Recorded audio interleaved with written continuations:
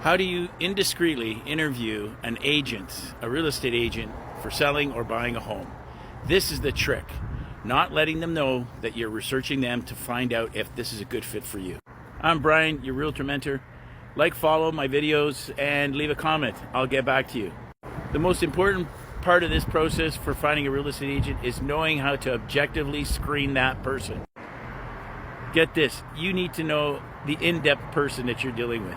It's not just a matter of trusting a person, it's also knowing what you know about them that's going to make them the good choice for you, and if it's going to be a good fit. A great way for you to do this is going on to social media and doing a little bit of what they call, I guess the kids call it, creeping. Check your guy or lady out and see what kind of person they are. You'd be surprised what you find out on Facebook and Instagram and how much partying is going on offline. I mean, really, sometimes professional people don't realize that people are looking them up and then seeing what kind of individual they are. If they've got nothing but a lot of Facebook posts of them drinking tequila on top of a table in Acapulco, I'd be a little bit concerned. A great resource is going on LinkedIn. You know what? A lot of real estate people weren't real estate people from the inception. And listen, I'm not trying to take away from young people and what they've, what they're trying to achieve coming out of school. But you want to find somebody that's got some substance. Look for somebody who has done a little bit about life. And what I mean by that, what did they do before? Were they working in industry? Were they working in manufacturing? Are they, white collar worker? Look and see what type of person that you're going to be dealing with.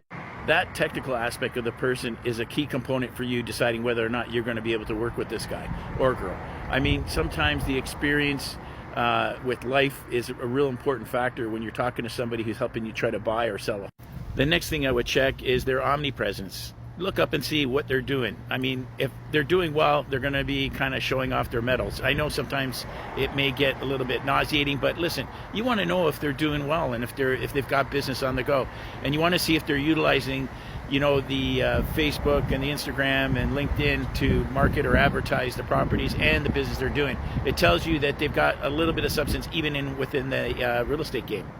And the other thing you got to be very aware of is knowing, how much attention you're going to get from that person. Listen, there's a lot of big players out there, and yeah, they've got like huge teams, 15, 20, 30 individuals working for them. But sometimes you're not getting that individual that's advertising on the garbage can, the bus shelters, and the radio station. You're not going to get that person that became famous for doing what he was doing because of the fact he doesn't have time to do your business. And believe me, they won't be there for you. The guy that's local and in your farming area is going to be the guy that's going to be able to help you. And finally, I think probably one of the biggest things that people aren't aware of, there is a lot of agents that are out there, and you know what, I'm using that word facetiously. Agents that sell themselves as real estate people, but they're working part-time. Listen, this is the biggest failure of this industry. We have about 83,000 agents in Ontario alone, and I think it's about 70,000 in the GTA. They say that probably about 90% of them are part-time, and 95% of them don't score a deal at all year. So that's a real big loser for you indicator as well.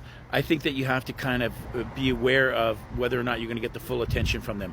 If they don't have that presence day to day and putting you out there as well as communicating with other folks, I think that's a big problem.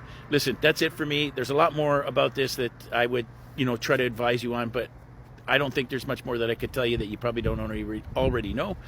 I'm Brian, your Realtor Mentor. Thank you for staying to the end. Like my video and follow me. That'd be great. Leave a comment. It'd be awesome.